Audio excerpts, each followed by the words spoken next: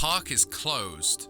All the dinosaurs are running free and wild, and Isla Nublar's fragile living system is losing all stability, falling into anarchy.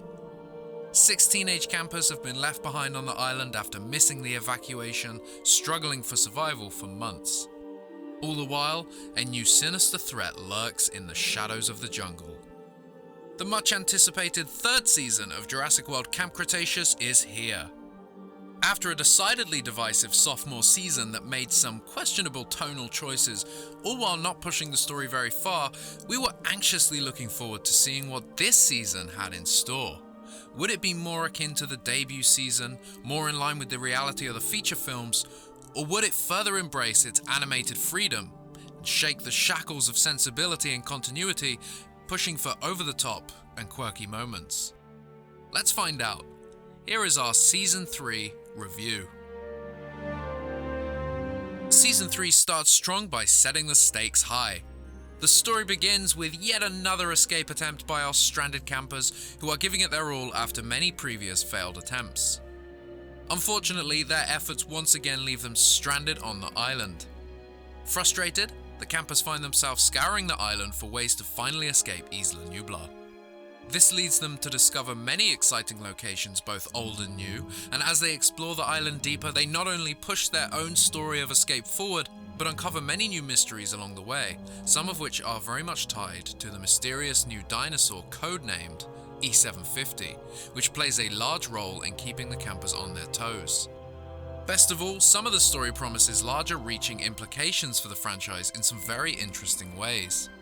It seems that with every season comes an improvement in animation, and Season 3 is no stranger to that. The dinosaurs continue to look, act, and animate more and more like their big screen counterparts, and the lighting and shading on the characters and environments continues to evolve.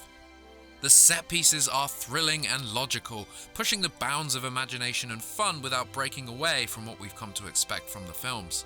From swooping hang glider chases to callbacks to the Lost World, the environments and dinosaurs are constantly creating adventure for the campers and the viewers alike.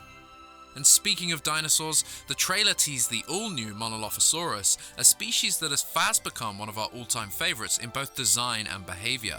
They really dig into the naturalistic yet primal behavior for the species, feeling incredibly fresh for Jurassic, yet entirely at home. We would love to see the Monolophosaurus appear in Dominion, and we imagine it is going to be a big hit from its fun scenes within the season. Then of course there is the mysterious E750, which also feels more fresh than you may expect, and has some decidedly terrifying scenes, and fun animation that really helps it stand out from past dinosaurs and hybrids. We can't say its name yet, but this is certainly a fun addition to the world of Jurassic. But that is not all. The season brings back the Dimorphodons from Jurassic World, the Gallimimus, an adorable baby brachiosaur, and an all-new herbivore species, the Ouranosaurus, which we know will bring joy to fans of expanded Jurassic media like Operation Genesis. This season is a dino lover's dream, and the sequences are thrilling, fun, and fresh, without delving into weird, jumping the shark embellishments like Season 2. The characters expand their relationships and understanding of the dinosaurs in this season, while those very concepts are challenged by the presence of the E750. Bumpy continues to be a fun addition to the show and does not lack her playful personality, yet feels far more plausible and grounded than her previous depiction. She provides not only a sense of security for Ben and the campers, but also a real connection to the dinosaurs for the audience. The season is filled with growth and tension, and not just the dinosaur kind. Compelling characters are key to Jurassic, even when their stories are not always intertwined with the larger franchise as a whole. Darius, Brooklyn, Ben, Yaz, Sammy, and Kenji's bond as a group continues to grow, however not without its challenges, as relationships between the group are tested in this season, as are their survival skills. This marks an improvement over the second season, where it seemed much of the growth these characters made in Season 1 was backtracked upon, so that the characters could more fit their archetypal roles, often played for laughs over logic. While there is no shortage of fun this season, we see real human growth as the campers' relationships evolve in compelling ways, while their trauma, from both off the island and on it, drive many of their decisions. The campers are given some great moments this season, with Ben and Darius sharing some truly compelling moments together. Darius still holds a sense of blame from dropping Ben during the monorail attack in Season 1, while Ben must learn how to once again be a team player from his traumatic estrangement depicted in Season 2. This all leads to some interesting dynamics that continue to play out in very authentic ways.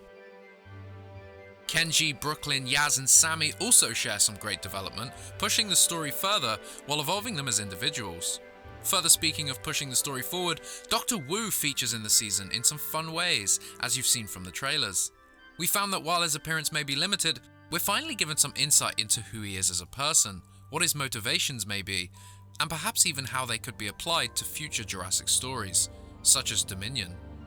While Season 2 omitted a number of story beats set up in the first, the third seems to get the series back on track, so to speak, but does lack any form of storytelling outside of Isla Nublar itself. For example, Dave and Roxy were forced off the island in the first season after knowing full well the kids were still out there. Would these two camp counselors just accept that all of the children perished, or would they be fighting for their rescue? There is a missed opportunity here, and one we hope is revisited in future seasons. This season does begin to tie closer to the trilogy of films, but would benefit from branching storylines and perhaps adult characters to help tie to the film universe in impactful and fresh ways. Another storyline that was glossed over in the second season is Manticore. Originally set up in Season 1 as the potential bad guys, they were virtually unmentioned in the second season, and this season doesn't really make up for it. The bioengineering company was given a few small mentions, but nothing that progresses the story in meaningful ways and ultimately leaves a lot to be desired. We really thought the organization would play a much larger role here, especially after their threatening setup in Season 1. Season 3, however, does benefit from an extension of the episode count, using the added story time to the fullest extent. The 2 additional episodes are some of the best the series has offered so far, with high tensions across a perfectly executed finale. Overall, it makes the story finally feel bigger and truly aligns itself with the Jurassic World trilogy of movies. The third season of Camp Cretaceous returns to the roots established in Season 1. The writing is consistent, although perhaps a little bit held back by a cast consisting only of kids. However, the latest season doesn't lean into the cartoon tropes that Season 2 introduced, and instead allows the show to reappeal to fans of all ages. While perhaps not living up to the TV animation standards established by Avatar: The Last Airbender and Star Wars: The Clone Wars and Rebels, Camp Cretaceous is still a lot of fun in a franchise full of ideas and adventure, and this season shows that the show itself has the potential to become a first-class animated series, like the aforementioned examples. Hopefully sooner rather than later. Camp Cretaceous has now proven itself, which should justify a higher budget allowing for larger set pieces, visual variety, and more expansive storytelling in future seasons. This season is a true joyride that flies by and easily stands as the best of the 3. We're very excited to see how the story evolves next, with the thrilling season ending in a way some won't expect. Where'd it go? I don't see it! Once you've watched all 10 episodes on Netflix from May 21st, then be sure to return to the comment section and let us know your thoughts and share your review with us. We hope you enjoyed our review, and if you're excited for Season 3, then hit that like button down below.